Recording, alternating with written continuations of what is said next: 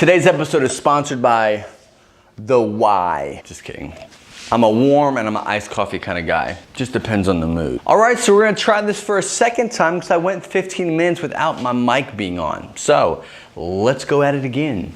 Welcome back, guys, to another episode of Coffee and Coaching. This is William from fitnessforbackpain.com. If this is your first time here, welcome. If you want more in-depth coaching, you can head over to fitnessforbackpain.com. There you can jump on the private newsletter along with thousands of other people who get sent awesome content, bonus content, and more in-depth coaching when it comes to weight loss, when it comes to exercise, and getting more control and confidence through chronic pain. So today I want to talk about weight loss. I want to talk about my 3 pillars of nutrition and what I believe in the bottom of my heart to be the most important things when it comes to weight loss, when it comes to how you look at nutrition and how you approach weight loss, even with a sensitive spine or some kind of chronic pain where you feel like exercise just isn't what you can really do. And I've got hope for you. There's a lot of awesome things when it comes to the power of nutrition. I wholeheartedly believe that nutrition, when it comes to weight loss,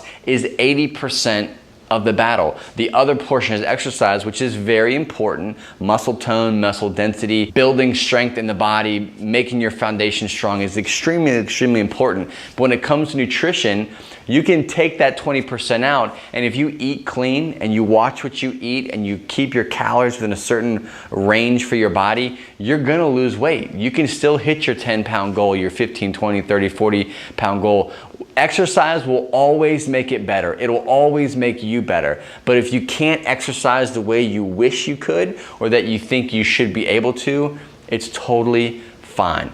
Check out these 3 points that I'm going to share with you today about nutrition and how to approach and look at it from a chronic pain perspective. So point number 1, when it comes down to it, it's all about calories in versus calories out. I know. If you ate 1,800 calories of butter versus 1,800 calories of broccoli, chicken, and sweet potatoes, there's a difference.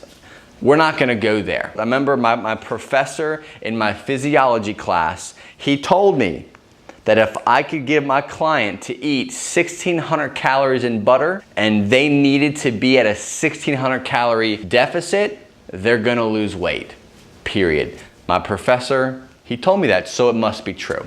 I'm not here to argue that. What I'm here to argue though is when it comes to your calories, you gotta think calories in versus calories out. Don't overcomplicate it. Don't think about your pre-workout, your post-workout, your intra-workout, what's the best window of eating. When it comes to weight loss, when it comes to losing cold, hard fat around your body, you've gotta manage your calories. You have to look at what you're eating now and what your goals are, and then what you need to be eating to hit those goals and make those goals a reality. And that's truth that you can't really argue. At the end of the day, if your body requires 2,000 calories as your basal metabolic rate, and that's just what you burn being you, the muscle that you have or don't have, or the lifestyle that you live, the desk job that you have, if you burn 2,000 calories a day just being you, well, if you eat 1,800 calories, guess what?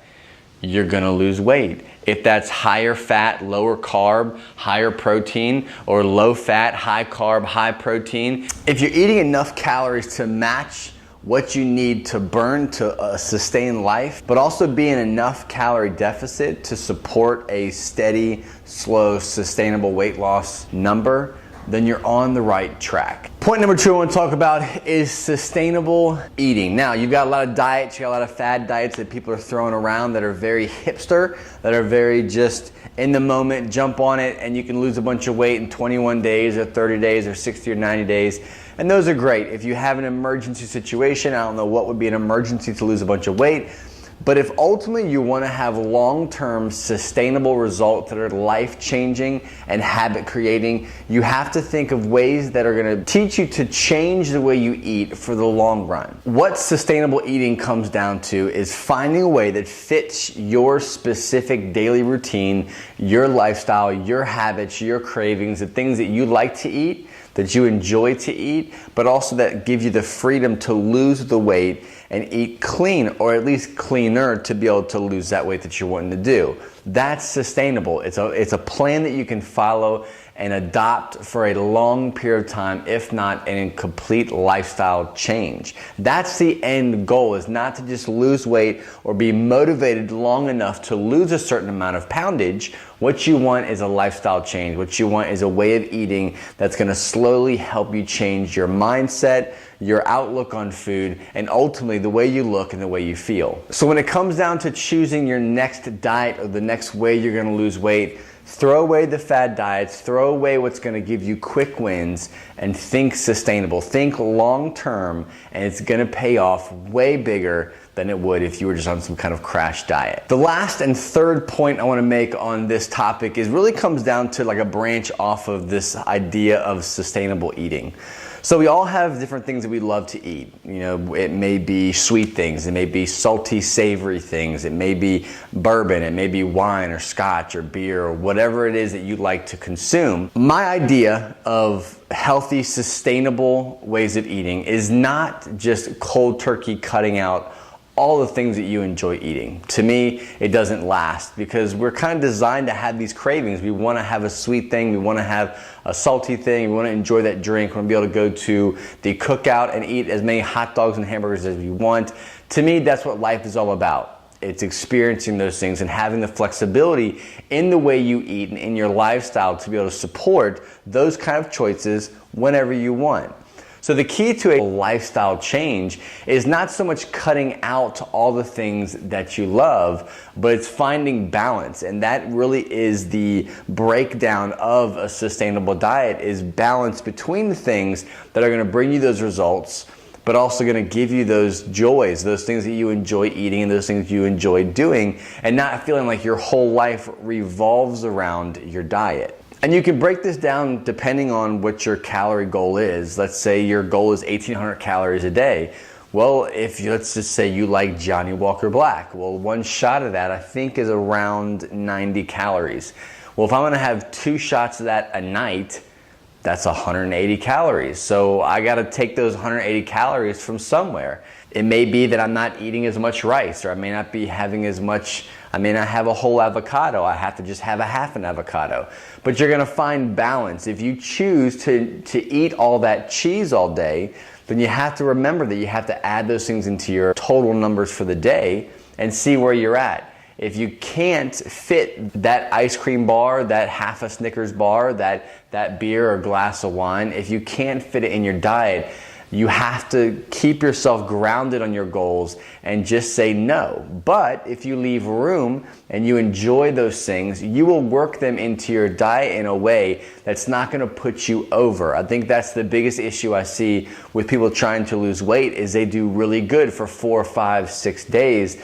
The weekend hits and they're like, you know what? I did great. I lost 1.5 pounds on the scale and I want to reward myself. So they have a drink and 2 drinks, and they have a cheeseburger, and they have 2 more beers, and they start to kind of overindulge, and they are rewarding themselves, but they're not really staying grounded in their ultimate goal and finding that healthy balance. Now, what I mean by healthy balance is just that. When you go to a point where you are eating super clean, and then for the weekends you're just destroying yourself in a sense of overeating and just letting yourself have all the things always, that's not what I mean by balanced eating. You've got to look at it as a give and take, but you also have to look at it as there is some level of sacrifice you're going to have to make at some point in that week to just say no.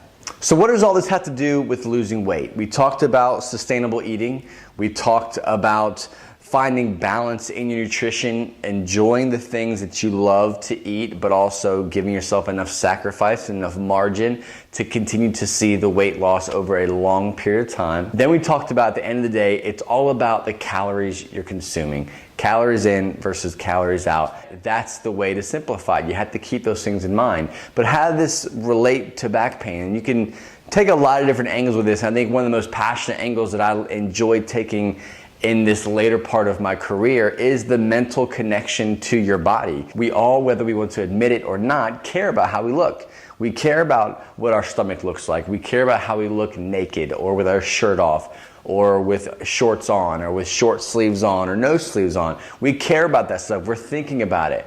And what that does is cause an internal stress or an internal battle of frustration that, man, I keep giving up, I keep quitting, I keep not hitting my goals, I'm a failure, I'm weak, I'll never lose weight, I'll never look that way. And you're telling yourself these things whether you want to outwardly do it or not, or how confident you want to portray yourself. On the inside, we all have the same battle. So what does that do to your central nervous system? What does the stress do to your body? What does the stress do to your pain? What is the history of your weight loss failures continue to keep you on this cycle? Well, all of that has to affect your brain's condition and the way it responds to the energy and the negativity and the stress and the life around you. If you've been a part of the private membership, we actually did an entire teaching on understanding pain, and understanding pain beside the fact of proper movement and besides core training and proper exercise and being active. Put all that stuff aside, there's a sense of having to understand pain, and if you don't, none of this is going to make sense. So if you want to learn how to understand your pain, understand where pain comes from, I will link up below the membership site. You can check that out. If it's a good fit for you, we're happy to have you in the group. So my angle when it comes to low back pain is learning to free up space in your mind, giving yourself a break, giving yourself a sense of freedom and a sense of confidence in your body, the way you look, the strength of your body, the strength of your spine, and understand that you have more control over your pain than you think. But you have to take a multi-discipline approach. And I'm not saying you have to be a licensed chiropractor and a physio and have a PhD. What I mean by multi-discipline is thinking of it from a physical standpoint, from a biomechanical, from a movement, from a nutrition, but also from a mental health. If you're not taking all these different areas of your mind and your body into consideration, you're gonna fall short. So that's it. Thank you so much for tuning in. This is my crash course on nutrition. I'll be covering a lot more in-depth stuff. If you want to know more about what I offer as far as weight loss and exercise coaching, you can always email me at fitnessforbackpain@gmail.com. Again, guys, if this is your first time here, make sure you subscribe to the channel. Lots of cool stuff coming out. Until next week, see ya.